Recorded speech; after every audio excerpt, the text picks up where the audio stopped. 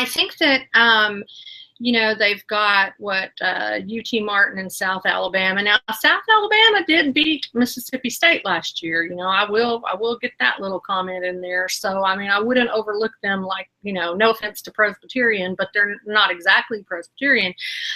The one that I think could be maybe, I don't know if a trap game would be the right word, but the Cal game. I mean, they're going to go out to the West Coast, and I think they're traveling on a Thursday instead of a Friday.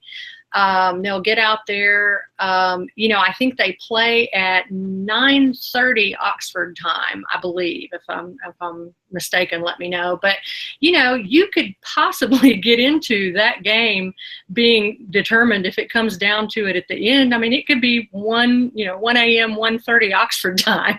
So I mean that's a little bit of something that maybe people need to keep in mind. I think it's important to go 3-0 in those first 3 games. I mean, I think you come back and immediately jump into Alabama and Auburn, and I think if you come home 3-0, I think that's going to be really important for the remainder of the season.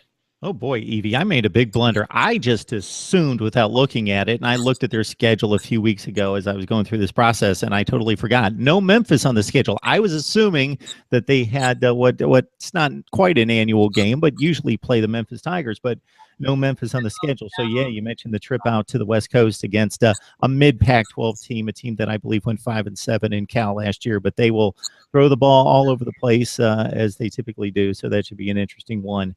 So let's get back to the quarterback. So we talk about Shea Patterson, and you mentioned his comment about knocking the other teams out of a bowl game. And considering what most of us expect out of Mississippi State, that may prove prophetic at the Egg Bowl that he may just have that chance, because Mississippi State probably going to be teetering on eligibility for postseason play, and that's something that I saw a number of times when I was down there up close and personal for my 6 years in Mississippi, is those teams both being on the edge of postseason play most years, and the Egg Bowl being a big deal just to keep somebody alive for a bowl play. But you got a backup quarterback situation that's suddenly interesting, because your expected backup, Jason Pellerin, looks like he's going to go somewhere else and play. Not somewhere else on campus, but wants to play a little tight end. Right. And then you got this kid in from New Mexico, the JUCO player. Yeah, he's actually, I think, originally from Hawaii. Another, big, 6'2", 200-pound dual threat, quarterback that people said looked really good. I thought he looked really good in the spring game. I mean, no question, Shea Patterson's the quarterback, but Pellerin opted to move to tight end, and so Pellerin is at tight end, and I'm really not sure. I guess it'll depend how Tom does as to whether he would, if heaven forbid something happened to Patterson, I guess we'd see. My thought is we would see Pellerin back in at QB. But if Tom gets in and gets a little bit of work, in some of the early games, maybe we might see him. He was the number 4 JUCO dual threat QB. I think ESPN had him at that. And so, I mean, there's certainly, I would hope there would be opportunities for UT, in the UT Martin and South Alabama game for him to get some work.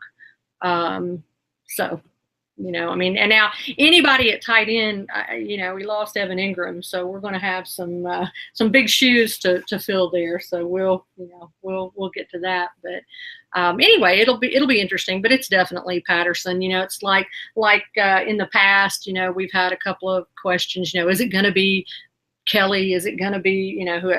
No, we know who it's going to be this year. So hopefully he will stay healthy.